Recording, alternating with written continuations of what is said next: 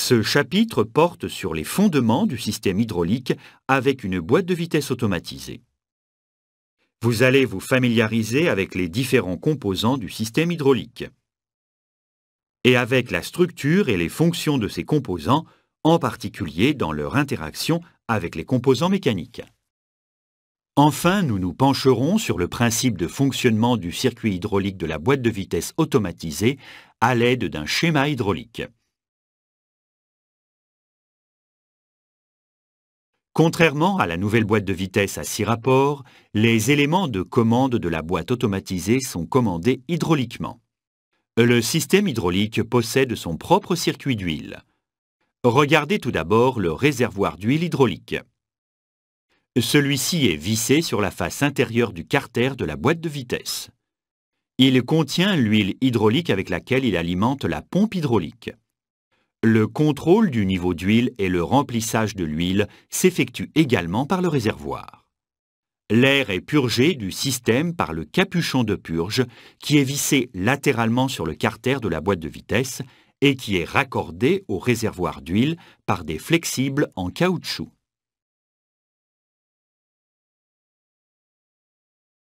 La pompe hydraulique est située avec un moteur électrique sur le côté gauche de la boîte de vitesse. Elle veille à fournir la pression de travail nécessaire à la réalisation minutieuse de toutes les opérations d'embrayage et de passage des rapports.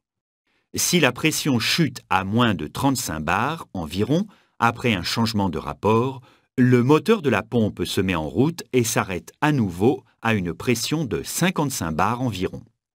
Le moteur électrique entraîne une pompe à engrenage qui fournit la pression hydraulique. L'accumulateur de pression hydraulique est situé du côté droit de la boîte de vitesse. Il fournit au système l'huile hydraulique emmagasinée en cas de besoin. À l'intérieur de l'accumulateur de pression, l'huile hydraulique est poussée contre un gaz sous pression par l'intermédiaire d'un piston.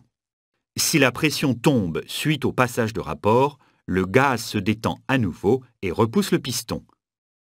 Un capteur de pression relève la pression momentanée du système.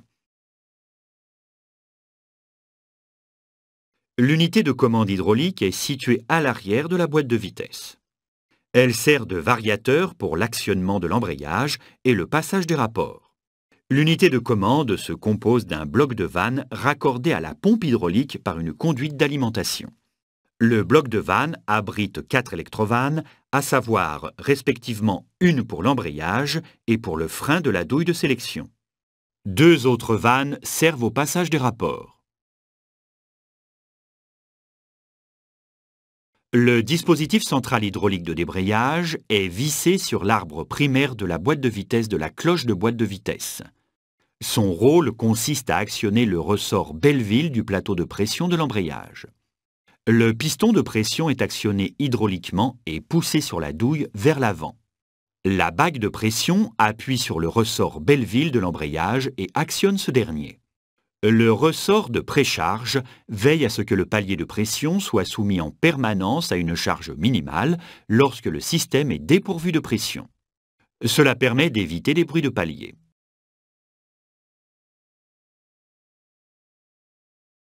L'actuateur de passage des rapports est fixé sur l'arbre de commande central et est situé dans la partie supérieure de la boîte de vitesse. Il comprend un piston pouvant être exposé à une pression des deux côtés par l'intermédiaire d'une électrovanne. L'arbre de commande central peut ainsi être déplacé dans les deux sens pour effectuer un changement de rapport. Le frein et la douille de sélection sont situés à l'extrémité supérieure arrière de la boîte de vitesse. Une bielle pousse le segment de frein contre la douille de sélection, entraînant ainsi un guidage forcé de l'axe de guidage à l'intérieur du guide à coulisses de la douille de sélection.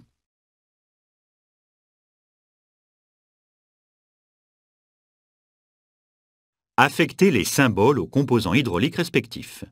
Pour cela, glissez chaque symbole sur le composant correspondant en appuyant sur la touche de la souris et en la maintenant appuyée.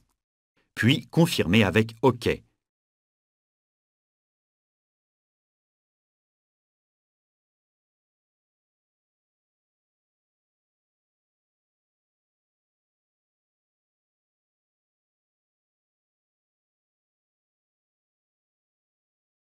très bien.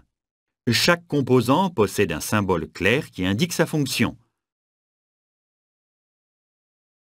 L'interaction et les fonctions des composants hydrauliques sont schématisées dans un schéma hydraulique. Ce dernier peut être divisé en deux parties. Dans la première, on trouve la pompe, le réservoir d'huile et l'accumulateur de pression. Ils rendent le système opérationnel en faisant monter la pression et en reconduisant l'huile hydraulique sans pression. En revanche, les composants de la seconde partie servent essentiellement au fonctionnement. Ces composants englobent le bloc de vanne avec ses 4 électrovannes, le dispositif central de débrayage, l'actuateur de passage des rapports, ainsi que le frein avec la douille de sélection. Regardons maintenant de plus près le fonctionnement du système hydraulique lors du passage d'un rapport. La section du schéma hydraulique représente tous les composants qui procèdent au passage de rapport proprement dit. Les 4 électrovannes sont toutes exposées à une pression d'alimentation créée par l'accumulateur de pression et la pompe à huile. Cet exemple montre un véhicule sur lequel le premier rapport est engagé. On le voit à l'actuateur de passage des rapports qui est positionné à l'extrême droite. La bielle de l'actuateur de passage des rapports et l'axe de guidage de la douille de sélection sont positionnés en conséquence pour le passage du premier rapport. Le conducteur actionne maintenant le levier de vitesse pour passer un rapport supérieur. Dès que le rapport souhaité est connu, l'électrovanne de l'embrayage est commandée par le calculateur.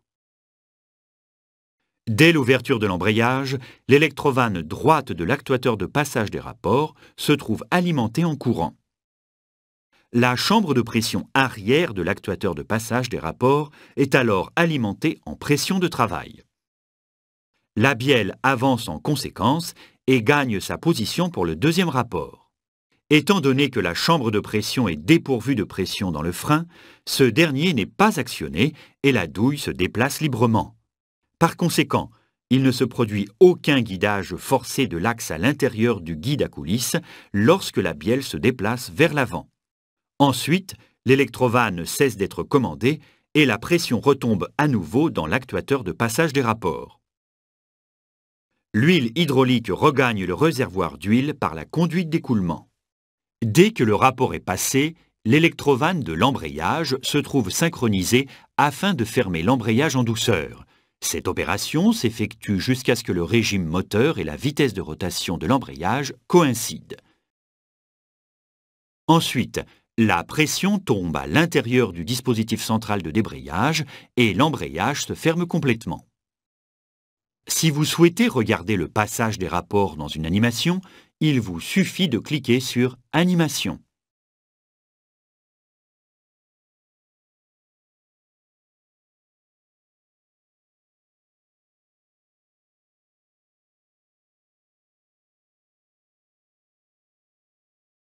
Regardez, dans le cadre d'une autre phase, ce qui se produit lorsque le conducteur passe le troisième rapport à partir du deuxième.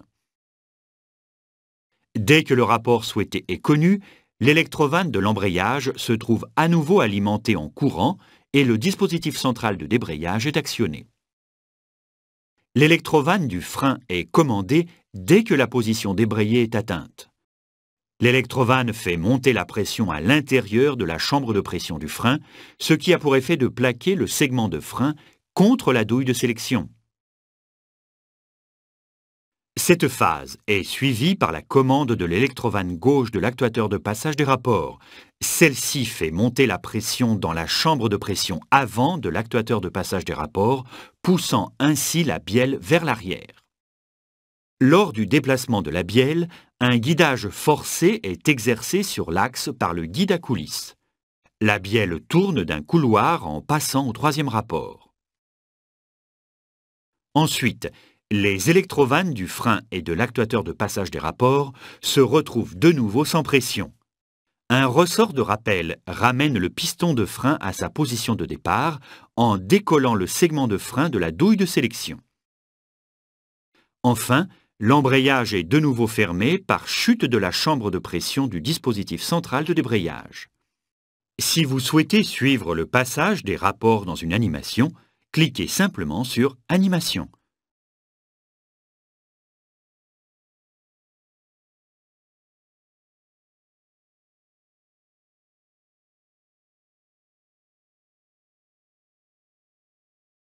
L'électrovanne du frein possède une vanne de surpression.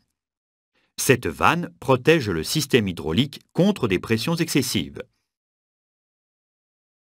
On y parvient à l'aide d'un raccordement supplémentaire de l'électrovanne à la conduite d'alimentation hydraulique.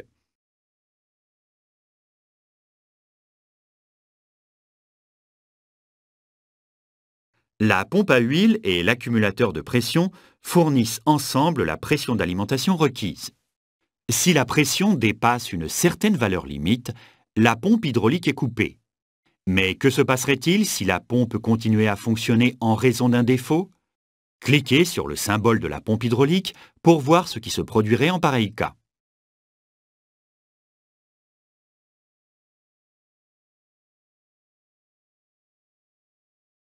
La surpression commence par agir sur le ressort de l'électrovanne et déplace cette dernière jusqu'à ce que la position de surpression soit atteinte. Ce processus entraîne un court-circuit hydraulique qui coupe la pression instantanément. Ensuite, l'électrovanne regagne sa position de base. Ce processus se répète en permanence, ce qui prévient tout endommagement du système hydraulique.